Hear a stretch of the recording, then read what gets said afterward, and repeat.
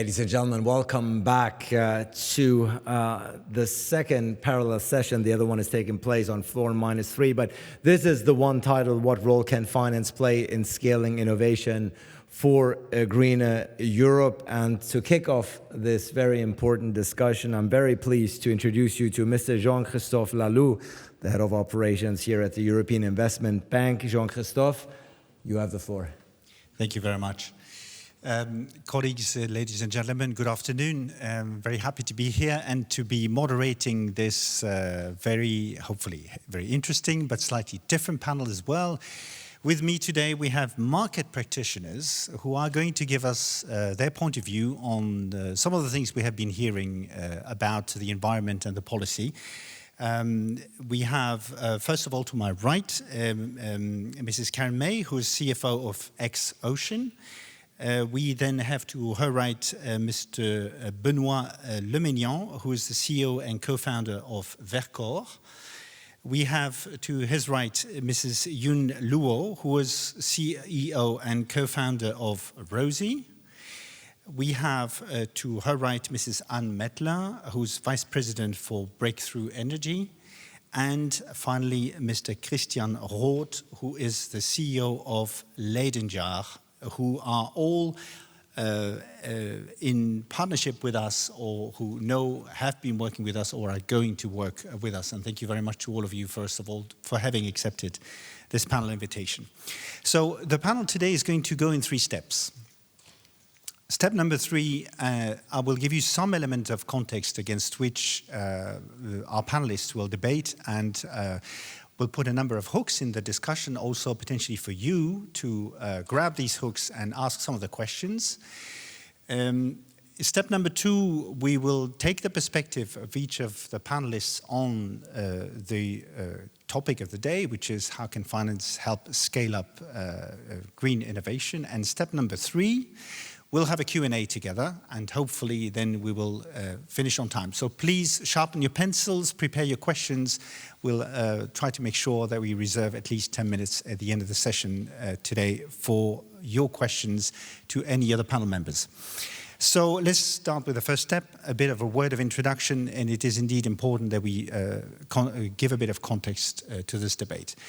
There are, when you listen to the various interventions and you listen to the market and the policymakers out there, probably 4 items I would like to mention that are relevant for today.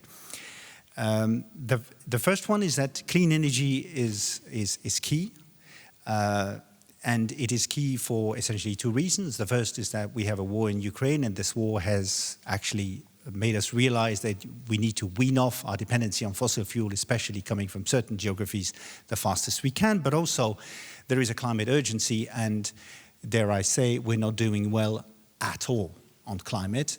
You probably have seen that after COVID, emissions have gone back up, and this is something on which we don't like dwelling too much, but it is a fact. We're not doing well at all on climate. So for these 2 reasons, investment in clean energy is key. The second thing is innovation. And on innovation, we hear the International Energy Agency saying that more than half of the cumulative emission reduction necessary will come from technologies that are not yet commercially available. Now, if you combine 1 and 2, we arrive at the theme of today, and the theme of today, which is clean tech and how to accelerate clean energy through new technological solutions, which is, by the way, the business of most of our panelists out there.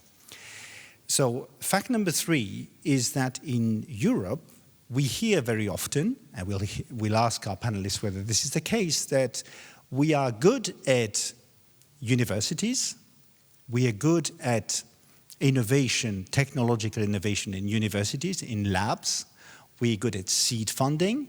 We are relatively good nowadays in early stage funding. We seem to have bridged some of the gap that we had with the United States, but we are not good at scaling up, at fueling growth companies, and we're not good at companies wanting to tap the capital markets. In fact, at the same time, you hear that there is an awful lot of money out there. And talking this morning to Christian Danielsson, the Secretary of State for European Affairs, he was telling me that according to their count, there is about 400 billion euros of money out there coming from RRF and the various programs that still needs to find a destination. That's an awful lot of money. And fact number 4, and the last fact on today, on which some of the panelists will also comment, is the Inflation Reduction Act. We can't live without at least mentioning this one.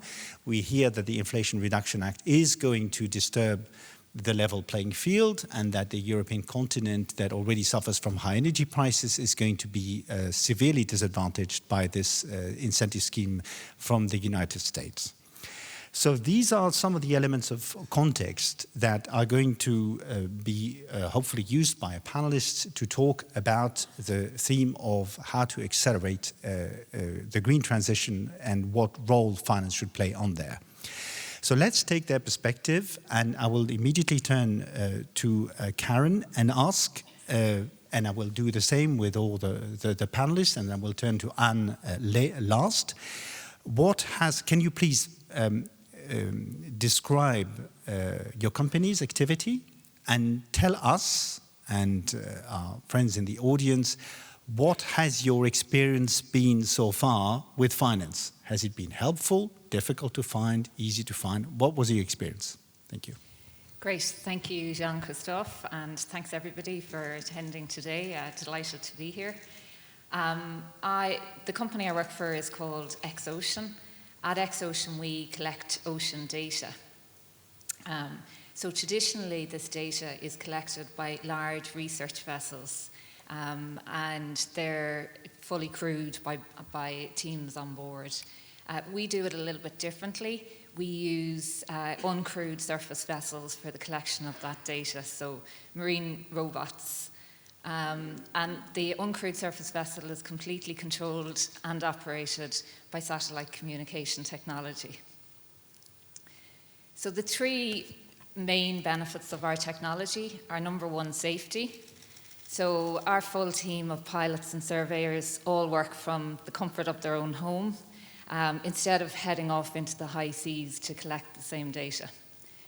Secondly, environment. So we have 1,000 times less emissions than a large research vessel to collect the same data. And thirdly, cost. So we're more economic and we're more efficient in the delivery of that data. And really then, just to bring you through our journey, we established just over 6 years ago, back in 2017, and we spent the first couple of years developing our technology. Then back in 2019, we firstly commercialized our technology and had our first customers on board. And since then, we've now collected data in 19 jurisdictions across the world, ranging from Trinidad and Aruba to Asia and back to Europe and the UK and Ireland. And really, we've been on a hugely high growth trajectory since then. So we were really in a fortunate position that demand for our service vastly exceeded our capacity to deliver in those earlier years. So from a financing perspective, in the very beginning, in the first couple of years, it was difficult to raise finance. We went to lots of different routes. But what we really focused on doing was, when we got equity into the company, we tried to make sure that we matched every euro with government funding. So we've gone down all the different routes of tax structures and convertible loan notes from the Irish state to grants. They are difficult to secure, but we did quite well in securing that type of funding. We turned profitable back in 2021. And you think when you turn profitable as a new company that's it, you're going to be able to get funding from the high street banks, but it just isn't possible. They tend to really focus on the companies that are steady growth companies, not high growth startups like us. So fortunately, we came across the European Investment Bank back at the beginning of last year, and closed the funding round then with the European Investment Bank at the end of the year. So that's really been a huge support for us, because really where we're at the business now is, as I said, we turned profitable, but any profits that we have, we're reinvesting back into the company to ensure that it just grows at quite a strong trajectory. So cash is really important for us to stay ahead of the market and to remain the global leader in what we're doing. Okay, thank you very much, Karen. So overall successful, but still quite difficult, even in the early stage. Thank you very much. Benoit, on your side, please tell us about your journey, the journey of your company, and what your experience with finance has been so far, because you are raising big amounts, right? Yeah, thank you. So Verkor, we are a battery manufacturing company. It was created a little bit than 2.5 years ago. So far we've secured 300 millions. We are 300 people in the company soon. And we've invested with the support of the EIB in Verkor Innovation Center in the French Alps in Grenoble. And we are in the process of securing a 2 billion fundraising operation to launch the gigafactory that will have started in the next few months in Dunkirk, North France, to serve the needs of our anchored customer, that is Renault, and also others in their electrification journey, to complement the supplies that they are having from other suppliers from Asia, mainly, as you know. So it has been an accelerated journey, I can tell, and it really resonates well with the name of this panel as scaling up, exactly for the reasons that you rightly pointed out in terms of climate challenges. We don't have enough batteries, so we don't have enough EVs, so we still rely too much on petrol in transportation. And that's why we need to scale up in terms of having the industrial capacity to serve the needs of the end users.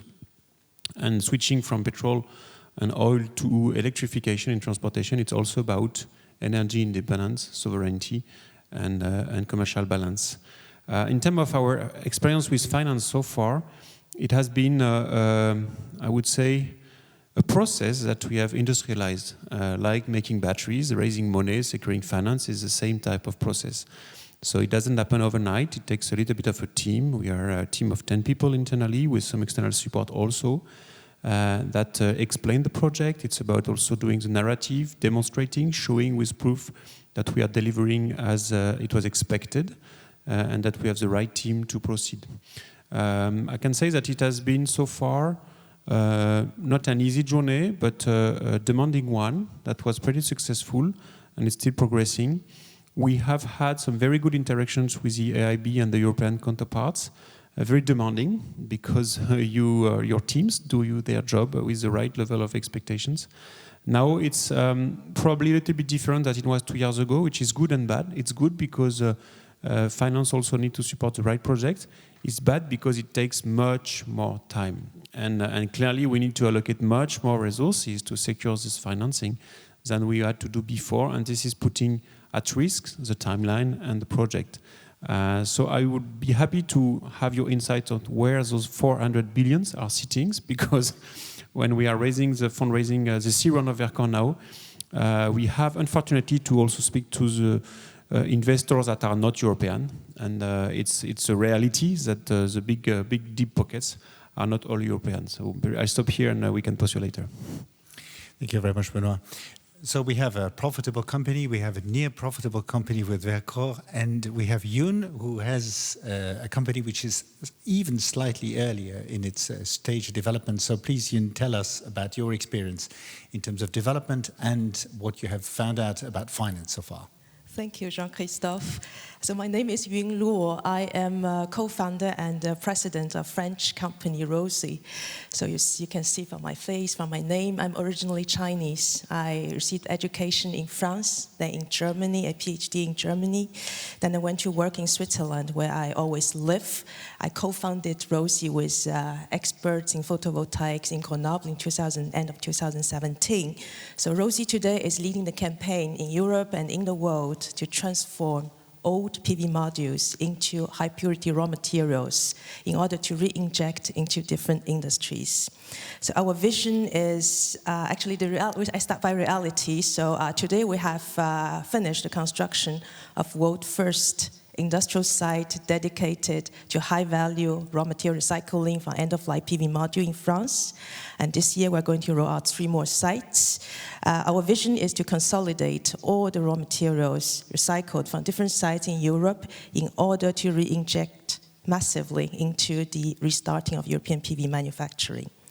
So in this journey, EIC, so European Innovation Council, and EIB have been really standing by us to accompany us through this Death Valley, which is very, very difficult for us.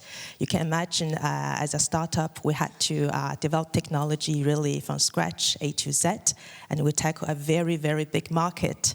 So for PV module recycling, you cannot start by recycling 5 modules, then you'll get a little bit of money, then you'll continue. The investment is pretty important. The main challenges we were facing actually are twofold. The first is technology challenge, as I said. Nobody has ever developed the technologies, really the series of technology from A to Z to get all the raw materials back, high purity silicon, silver, copper, aluminum, and glass. So actually we are creating a new industrial branch that doesn't exist today, so it's a big challenge. Then second is the profitability comes very late. So I don't quite agree with Mr. Bertrand, what he said yesterday. Innovation and profitability always come together. Actually, we have to go through a Death Valley, to go through the maturity of the technology, to bring the technology to a high scale before profitability comes. So EIB really accompanied us all through this journey. I would like to share a little bit timeline on our development. So ROSI won the French national tender call for PV recycling in June 2021. We didn't really have much financing to invest in the site. So we started due diligence or the technology discussion with EIB.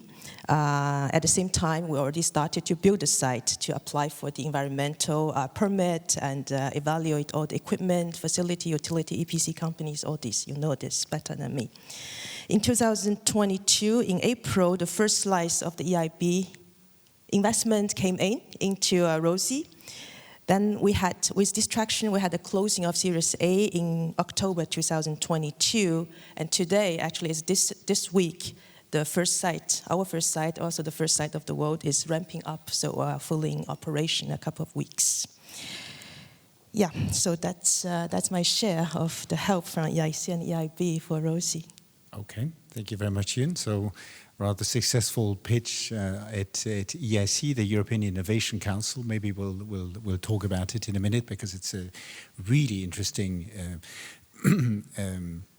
initiative by the European Commission, where indeed we are partners, and where indeed the support can be not through loan but potentially through grants and equity investments at the same time. It's really good that you're there to illustrate how it works. Thank you. Christian, maybe over to you before I pass over to Anne. Christian, what has been your experience? First of all, what is the journey of your company, and what has been your experience with finance so far? Hello, everybody. My name is Christian Rood. I'm the founder of Leidenjar Technologies, and we were working on the battery of tomorrow. And imagine if you would have a battery cell with much more energy available. Right? You could enable e-flight, you could have electric vehicles with much longer range. And just like a better lithium-ion enabled the iPhone, right, we could really help companies to innovate their products. And we do that by addressing the bottleneck in a lithium-ion, which is the anode, minus polar. And we create a pure silicon anode. It's a little bit technical, but what it means is that we're currently world champion in energy density in lithium-ion cells. We cannot do that yet for automotive, but we are now addressable for consumer electronics. And so step by step, we want to make this addressable. And it's not easy, because this is a typical deep tech example, right? We are a crossover from semicon technology. So with the same production technology where chips are made, we use that to make these anodes. Right? And we have to industrialize that to gigafactory scale as well. Now this journey of financing is one of many stepping stones. So the first stepping stone when we were founded was a 300K government loan, and we had to demonstrate a pouch cell. And it's great for creativity, but it's bad for time and momentum, right? So we had a lot of these stepping stones where we were constantly fundraising, and yeah, we were very happy that the EIB, that you have funded us with 30 million venture debt now for a plant. But if you compare that to our US competitors, they start off with a 5 million venture ticket, right? When they are incorporated. So that's some of our experience. Maybe to finalize, why is this important for Europe? Well, batteries in Europe are a great combination. Actually, the first device to store electricity is the Leyden jar, invented 300 years ago in Holland. And then in Italy with Volta, right, the first battery was developed. So I think there's a lot of technology again in Europe, but it's really about deploying this fast, so having the money available to do it, and to industrialize it. So these are, I guess, key challenges for us as well. Thank you very much, Christian. So very interesting comparison point that you bring also there with some of your US competitors that tend to go in the direction indeed of the discussion on the scaling up. I will now turn to Anne Mettler. Anne is Vice President for Breakthrough Energy Europe, and Anne is not only representing Breakthrough in their investor capacity, but Anne is also a keen former think tank, head of think tank, and a keen observer and inputter into public policy. So from the perspective of what we have heard, Anne, and your perspective on where Europe is at the moment, how would you think indeed finance can or should contribute to this scaling up challenge in green technologies? Do you think there is such a challenge? And if so, indeed, what is your perspective on what is needed? Yes, so great question. Firstly, I would always encourage us to start out with some data and looking at facts. So I looked up some facts for this panel. So last year, investments in clean technology in Europe were the second highest ever. So it was 10.6 billion euros. So you have to say bravo, well done, because last year was, of course, a difficult year. The war started, a lot of investment became more difficult. So 10.6 billion, not bad. However, the second part of what I tell you now is emblematic of what we are discussing here. So while the early stage investment in clean tech soared, scale-up financing plummeted. So it actually went down 33% year on year. So the scale-up finance went down last year. And this is very much what we are discussing here, I believe. And what I think we need to understand is that the lack of scale-ups in Europe has real consequences. We oftentimes only look at it from the perspective of the companies themselves. And of course it is a pity when these really driven and inspiring entrepreneurs have a really difficult time. But there are wider sort of macroeconomic consequences if you run an economy where hardly ever a new player, corporate player emerges that really becomes successful. So if we look at Europe itself, the last sizable multinational that was created in Europe was SAP. In the year 1972, that's now more than 50 years ago. And sometimes when I say that, people say, well, what about Spotify, which is a successful Swedish company? But that is also actually emblematic of what we are discussing here, because Spotify is listed on the New York Stock Exchange, and one of the top investors is actually a Chinese investor. So what these guys are discussing here is real. It is difficult, if not almost impossible, to scale up in Europe. So I'm sorry, don't look at me so depressed. There's still hope, because what I can say is I'm old enough to remember when this was an issue with startups, when we used to talk about there aren't enough startups, but we solved that problem. There are now a lot of really good, promising startups, but we haven't cracked this problem with the scale-ups. And here I want to say that from a public policy perspective, and this is an argument I've oftentimes made, and especially when I worked at the European Commission, we need to prioritize these companies. Why? Because They obviously already have a proven business model. That means they're not nearly as risky as your average startup. They have off-takers. They have customers. I mean, Benoit was saying this at lunch.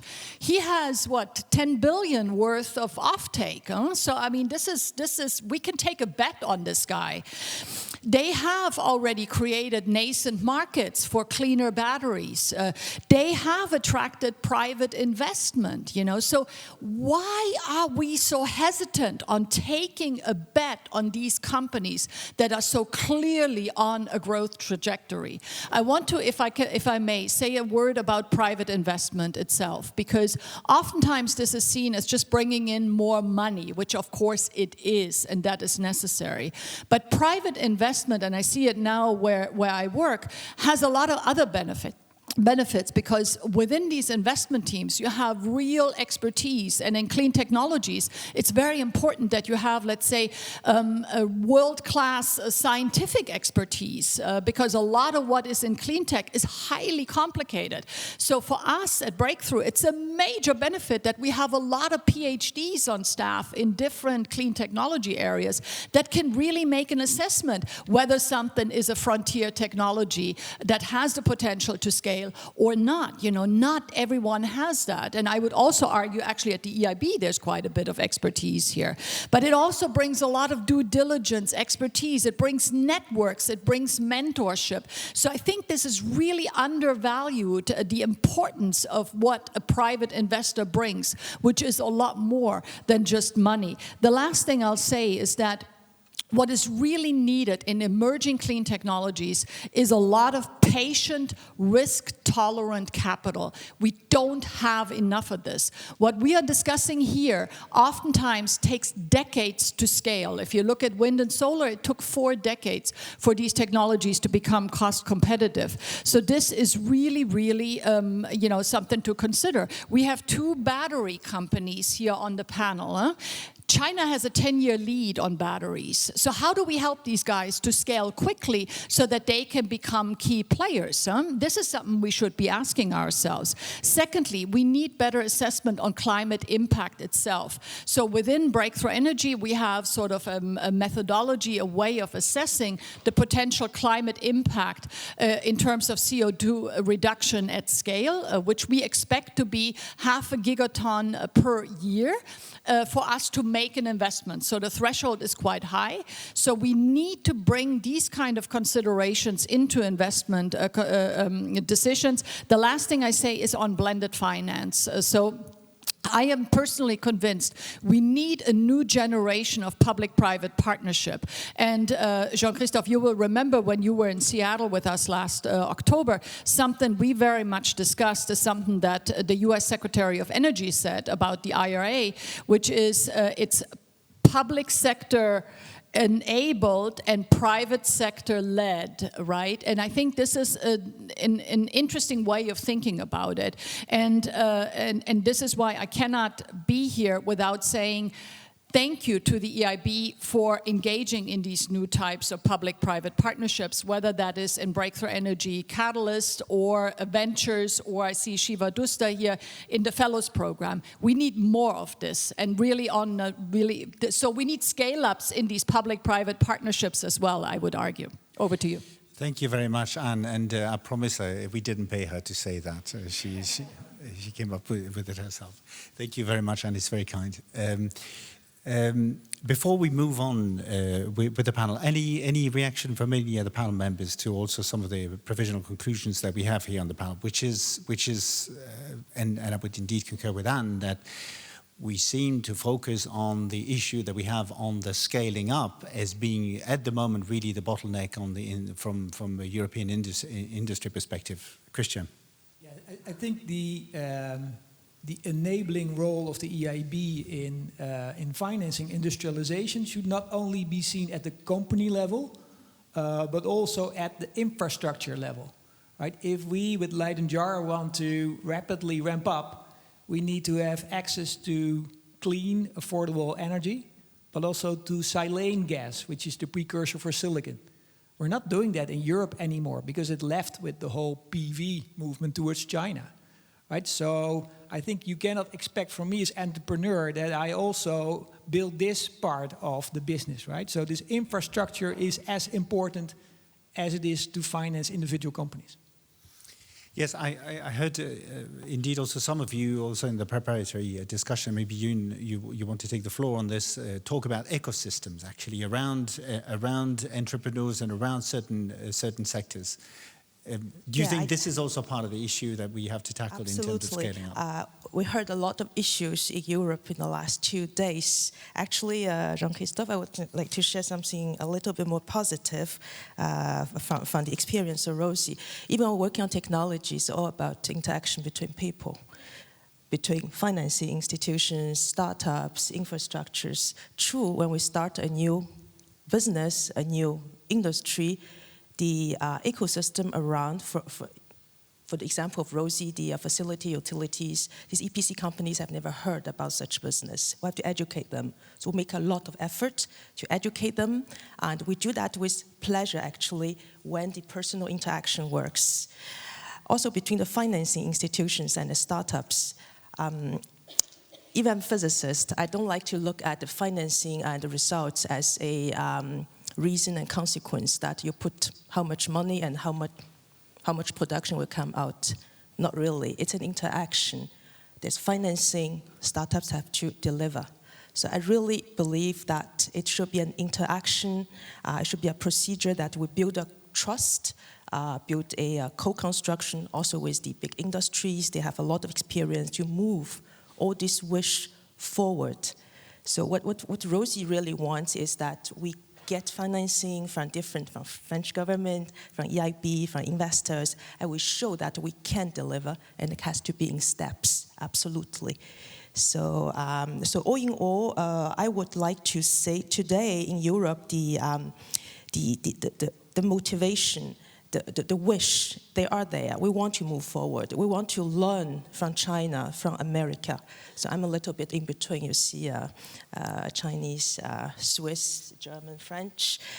We want to combine all these learnings, and we should really look at what we are good at. We don't forget what we are good at. We're good at innovation. I'm very much in PV, so today when I see how to restart PV, we have to see what we have. So we explore massively the raw materials from the richest mine of the old modules that's accessible locally. And Rosie is the only company who can get these high purity materials out. And then another very important thing for this big industry is the companies who are able to do integration. For example, from PV, from production of polysilicon onto the power plant. So there are companies who are engaged, and we need also give them a little kick to share this big vision that all the financial institutions, technology companies, and established industries, that we can work together. Okay. Thank you very much. It's also a nice call for us to continue also on a number of initiatives to get public and private sector together to create new partnerships, as mentioned by Anne. Benoit, Karen, any perspective on what has been exchanged before we move on to the next question on the agenda? Yeah, maybe one thing that is always difficult, I think, if you look at it from a financial perspective, is the fact that we see few megatrends now coming. One of them is to move towards a decarbonized industry and energy system. And this relates to a very little number of new energy vectors, one of them being hydrogen for industry, another one being clean energy production, and the last one being batteries, certainly, as I used to say, the oil of tomorrow. So yes, of course, and I was very struck in 2008 because I read what the Chinese Communist Party presented as an industry plan for the future, which was exactly what happened since then. It said, okay, we're going to deliver on battery, PV, wind turbines. And there we are 15 years after that. So it's not because we are in a more liberal type of economy that we should not be prescriptive in terms of where we should be in 10, 15 years to make it happen. And we see those big trends. So battery, wind, solar, hydrogen, nuclear, we can discuss, but it's clearly on the agenda now. Biogas, biomethane, and start from there. Start, as Bertrand Piccard said, with existing technologies that we can scale up, because if you wait for the new revolution, we may end nowhere. If you wait for fusion to become the new enabler for a clean transition. Maybe it will happen after we are all dead. Sorry to say that. And this is not what we want to happen. So we need to balance accelerating on technologies that are mostly de-risked and also creating new innovations. Because in Europe, we've had since 50, 70 years very big corporations, companies that were able to address the needs of their population. And I think this is the same thing that we are here to help them doing by challenging, bringing in speed and execution that somehow some big corporation may be a little bit cold feet to do because they have vested interest in other businesses. So that's why I wanted to, and your role as financial institution is to help this accelerate. Thank you very much, Benoit.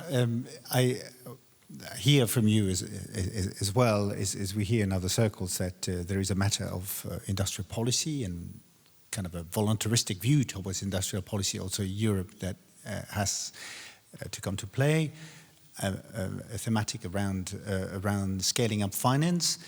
Before we turn to our Q&A session, I'd like us to take at least 5 or 6 minutes to have your perspective on what this Inflation Reduction Act actually means for you, for market practitioners.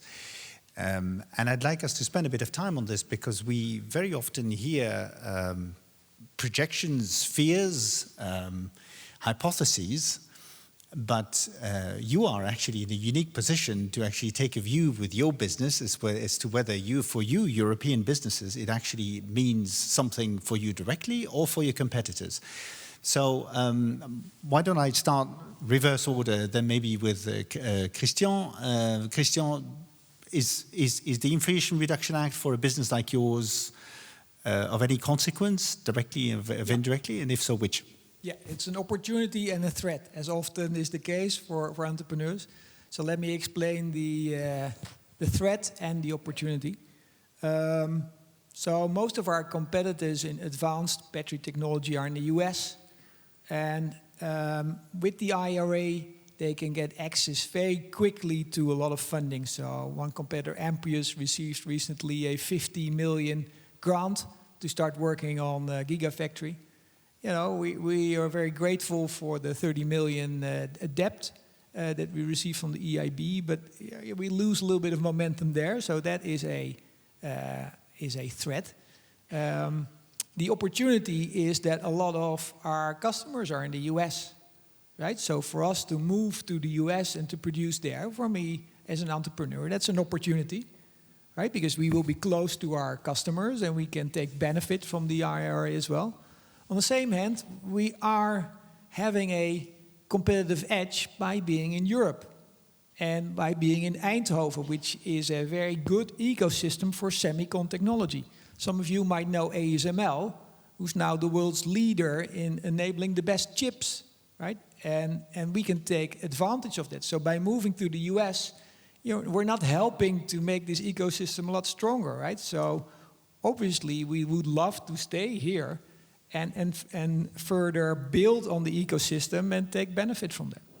Very interesting. Thank you, Christian. Perspective from any of you, Benoit? Yeah, IRA, it's very interesting because, well, I was in the US last year when I first heard of that. And it came as a surprise for me because we've seen the US a little bit cold feet and all that story. But there it was. And it's very impressive for 3 things. First, it's super simple and super clear, okay? Whatever you do in clean tech, happy and welcome in the US. This is super clear. And mostly supportive of European and US-based company, clearly. A little bit of a more blurry situation with Asian companies. This is point 1, simple, one-stop shop. And then in terms of financing, it's very simple. 30% subsidies and CapEx, up to 40. And then for batteries, which is my business, 30% tax rebate when you produce batteries. This is simple, okay? and this takes just a few weeks of answering to a few questionnaires, whether you're going to land a factory over there. And then you were granted the support and you can proceed. All that in less than 9 months. It all started in July 22. First grants, first loans have been awarded now. 9 months. So as an entrepreneur, it's like a dream situation because first of all, you are welcome. Second, you are supported. And third, it's clean, fast, and easy to understand. So that's the situation as it is. However, as a European citizen, and most of my colleagues also, what we are here to do is to build this European ecosystem, because this is where we believe we're going to make the biggest impact, but also create the most important future companies. So an idea that was shared with Anne that makes a lot of sense for us, because we are contemplating investment from US-backed big funds, is to create like an alliance, you know, what we have been doing in the past on defense. Why not doing that in clean technology between the US and Europe? Not to match everything, but at least to match the principle: speed, clarity, efficiency, direct support. It's super clear that the IRA is matching for the US the need to catch up with some Chinese competitors in the field of all those technologies, be it, again, hydrogen, batteries, and so on and so forth, and PV. I think this is, for me, kind of impressive, and I'm very happy to see Europe now beginning to respond. But as always, it takes more time. Thank you very much, Benoit. Interesting and challenging at the same time. Yoon, Karen, from your perspective, IRA, anything to say about this? I guess from our perspective, we deliver data for the offshore wind sector primarily. So any support that the US government is giving towards that sector just encourages the acceleration of the sector in the US. So we have 2 USVs over in the US at the moment collecting data. So it definitely opens up a market for us, which was very slow to open. So there's a positive there. On the flip side, as Christian said, you know, we have our closest competitor is Silicon Valley based, and they're going to be able to benefit from any of the subsidies that are being given by the US government. So it's kind of making the playing field a little bit less even than it was before. Thank you very much. You are in a particular niche, apparently, and you have a technology which is totally unique. But would you, for example, be tempted to go and set up shop in the States because of the IRA? We will go to US. It's an important market for PV module recycling, but we are not going to recycle European modules in US. So for the moment, we stay in Europe. We consolidate our recycling sites. Then we'll explore US market, Asian market on a very normal business track. So this is what I can say. Okay. Thank you very much. Anne, do you have any perspective? And indeed, you have the unique view of working for Breakthrough, which is you know, close to both Bill sides Gates. of the Atlantic. So I've been asked about this many times. I mean, for me, I think the IRA has been a very welcome wake-up call, if I can say that, because I do believe this has the potential to unleash what I call a race to the top. I mean, this is a very healthy competition. I mean, when I hear EU officials now say on the funding programs that it has to be simple, it has to be fast, it has to be predictable, all I can say is, why did it take until we had the IRA for this to be the case, right? I mean, we have to understand that whatever they did in the US, it really speaks to companies. I can tell you, I mean, I don't just travel in Europe and the US, but also elsewhere.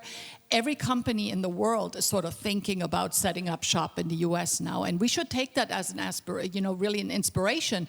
Because what I tell the colleagues in Brussels is like, show me the EU program where every single sort of clean tech company thought, I need to set up shop in Europe. That's the kind of program I want to see. So let's really take that as a benchmark rather than only be upset about this. Because let me tell you, this is not just about subsidies. Europe has plenty of subsidies of its own. Let's be very clear about this. You spoke about the 400 billion. You know, there is a lot of money going around. So this is not the issue. And by the way, when I was still in my EU job, I used to go around and brag that we stood up solar in Europe with subsidies. So if the Americans are now doing that on renewable hydrogen, I frankly fail to see why that is so bad if we really care about decarbonization and standing up these technologies. So going back to my earlier point, this is a healthy competition. And I mean, compared to where the US was in the last administration, please, this is so much better. And I completely agree with Benoit. The real opportunity here is really to build sort of maybe a transatlantic clean tech marketplace, which would be wonderful if we could move that way. Because I can tell you myself, I come out of digital technologies where the US went one way, Europe went another way, and all it did was make China big. So this cannot be the case here. Let's talk to the Americans, let's try to be on good terms, and let's try to see how we can resolve some of the differences, because there is really a lot of opportunity here. The very last thing I say, and I said this to Bill Gates when he was here 2 weeks ago. The Europeans aren't just starting with clean tech since the IRA. I mean, we've been doing clean tech and emerging clean tech for a long time. Wind, solar, offshore wind. I mean, that was stood up in Europe. We have a lot of expertise. We have a lot of strength here. Let's not forget that. So we're not just starting like the Americans. We already have the companies. We have the expertise. All we need to do is scale, which brings us back to our topic today. Thank you very much, Anne. Ladies and gentlemen, as promised, third part of our debate, a bit of a Q&A. We have a bit less than 10 minutes left. Gentlemen here, if you could give him a mic, we'll open the session of Q&A.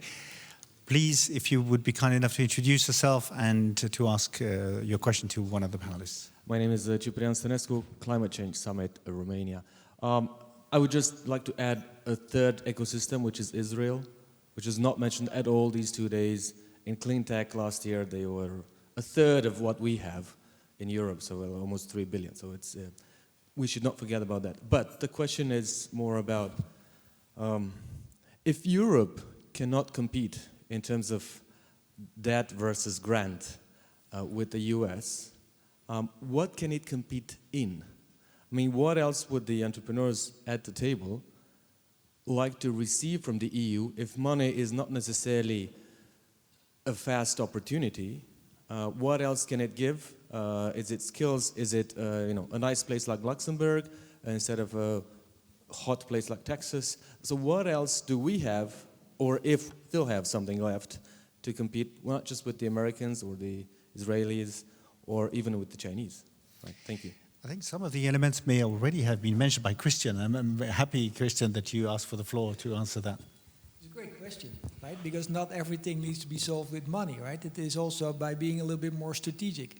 I think we are an example of a crossover. So a lot of innovation actually takes place where one industry can be leveraged into another, right? And I think Europe is good at that, right? I haven't seen the data or the stats, but that's my feeling. So I think where Europe can help is to enable this. So for us, it would mean, hey, can we get access to silane, which is important for solar panels, but also for us and for the semicon industry, right? So it's really making fast pivots, right, where you combine certain industry and that leads to differentiation. Because clean tech is not only about the lowest cost, it's also about the best solution and the best product, right? So in that sense, if Europe can do that by combining its industries, right, that would be really awesome. And so back to the ecosystem idea which we have to foster. Yoon, please. Can I add that point? We didn't mention up to today gender equality. What I want to bring is I'm a technical person, always a technical person. And I found in Europe, in France, in Germany, we have a lot of very, very skilled female engineers. I seldomly see equivalent quality in technical responsible positions in US companies.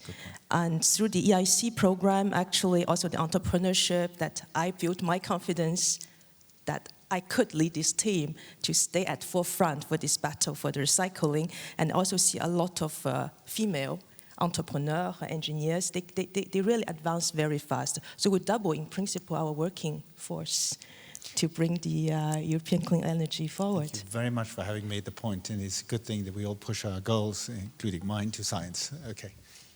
Benoit? Yeah, two things that I think are important. Stable environment, be it for either debt, subsidies or whatever. Unified environment, that's also important. And on top, visibility on energy cost, energy price, energy supply schemes, because energy is a mean of production, but is absolutely mandatory in any of our businesses, and that is needed to give visibility. So this is not linked to money; it's linked to how to secure long term. And I can only second the fact that it's much easier today to bring in Europe engineers coming from any type of company in battery world that it was before. And the last comment is that, let's use the word here, a little bit of protectionism. You see the IRA, we've spoken a lot about the IRA. One of the other elements is that the US government is subsidizing EVs, provided they are built and their batteries are built in the US. And I think this is something that we clearly need to discuss somehow, because we see what happened in the solar panels, and we should be probably a little bit realistic about that. A whole new discussion opens, and probably we would need another panel to do this. Maybe another question, please, from the audience? Please, if mic can be put forward. Take mine. Thank you. Thanks very much. I'm Sasha Bailey. I'm the Luxembourg National Innovation Agency CEO. And it's really fascinating listening to you here. And what we do is basically we also support companies here in Luxembourg, startups, biggers, to get also access to expertise, funding, and so on. And what I'm listening from you is exactly the same issues we're facing all over. My question to you is, it's very clear on the funding side what the problems are. I was wondering how important it is to you to actually have opportunities to test your technologies real life in an ecosystem, in an environment, in a quartier, in a building construction site. How relevant is this with private actors, within industry, with public actors? Is this something that you find extremely important to be able to scale up your technologies? What kind of obstacles do you face? Would be interesting to hear how we can help better there. Thank you. Thank you. Who wants to take that? Karen? Yes, so we obviously work in the marine environment, which is a very highly regulated environment. And what we find at the moment is every time we go to operate in a new jurisdiction, every jurisdiction has its own requirements for how we get consent to operate. So it's quite a lengthy process to get that permission to operate. So standardization of that across Europe, I just think is so important. For us, it's a little bit of a USP now because we're good at getting it. We've been through it so many times in so many different countries.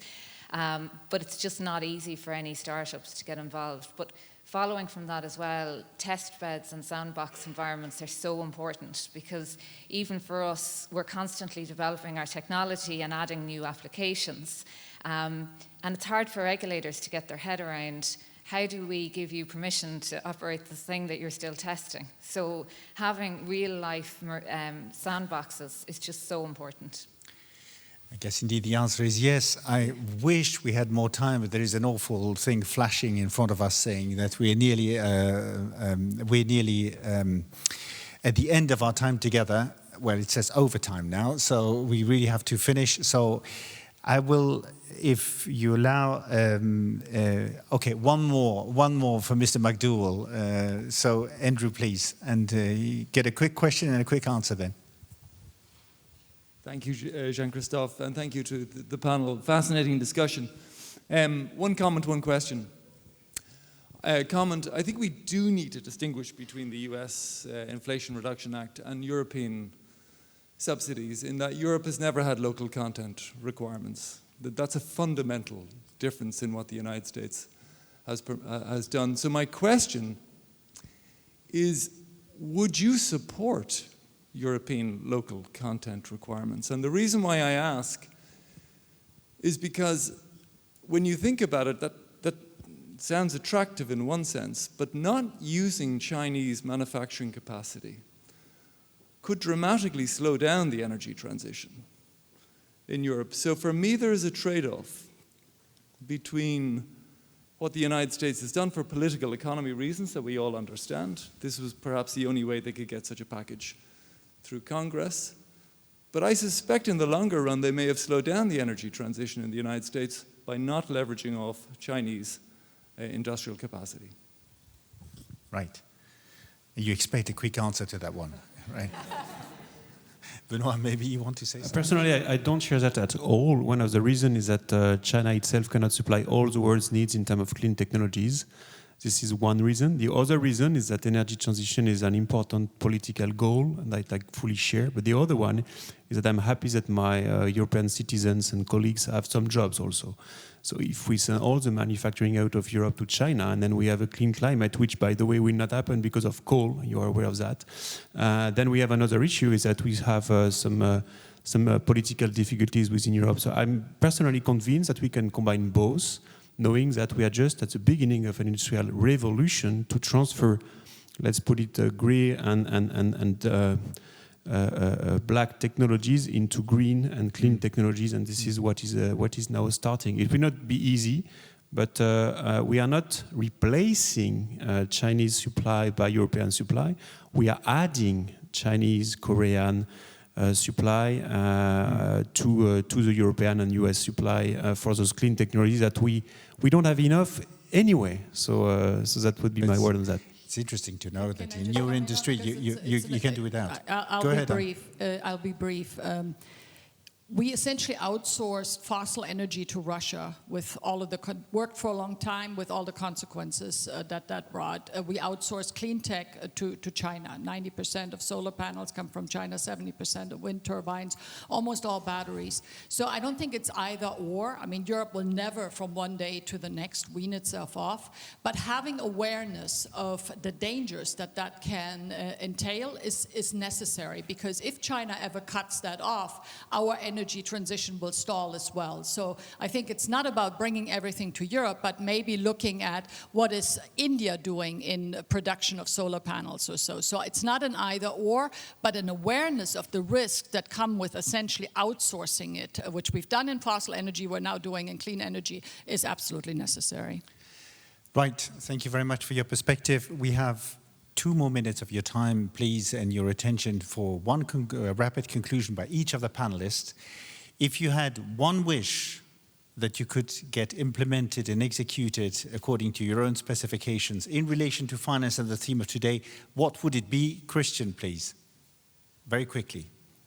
European silane production. Again, silane is the raw material for silicon. It's a strategic material. I think I don't need to explain it. It has a very low CO2 footprint, and it would enable us to have a very high battery performance at a relatively low cost. Okay. Clear. I want to call for a Complexity Reduction Act. And why do I say that? Because doing less can actually be doing more. And I say that after 20 years in public policy, where there's always a new program, always this, always new. And so complexity reduction would lead to what I call the 3 S's: speed, scale, and simplicity. Don't forget to apply to EIB as well. Yun? I would like to draw attention to the importance of technology and industry. So technology and industry, they have their own life and their own soul. Financing is a tool to help us to co-live with full respect to technology and industry in order to profit from them. Okay, thank you very much. Benoit? Well, I would recommend you to buy an EV that is built in Europe with European batteries. That's on a personal note. And I can only second what was said. What's ahead of us is not easy, and we need that everyone pushes in the right direction. I think this type of forum helps to do that, so thank you for that. And also continue to help us entrepreneurs to be at the right place in the right timing, which is difficult because bureaucracy, even if it's not only in the banks, it's also for authorization, permitting, and blah, blah, blah. I cannot explain the level of questions you got from just setting up a new factory in Europe. It's completely crazy, but it's like that. So if we keep pushing and share the vision, then we probably will be able to make some of it. Thank you very much. Karen? A lot has already been said. I think we have a philosophy in our business which is just keep it simple. That's what we use as a motto. And the financing system for small companies is not simple. Trying to, like we spoke about it here, the senior management, the C-suite in every company spends most of their time looking at raising finance instead of developing their technology and running their businesses. So having a simple system for raising finance so that we can stick to our nuts and bolts and do what we're good at, which is run the business and be successful. Very interesting, wise concluding words. Thank you, ladies and gentlemen. This concludes the panel. Thank you very much for your attention.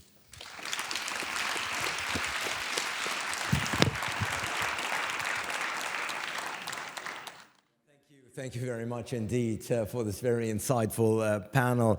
We're going to do a very quick change of scenery here, set up on stage before my talk with the special representative of the UN Secretary General, Ms. Damilola Ogunbiyi. Until then, thank you so much for your participation, your inputs, and we'll see you back here on stage in just a few minutes, so bear with us. Thank you.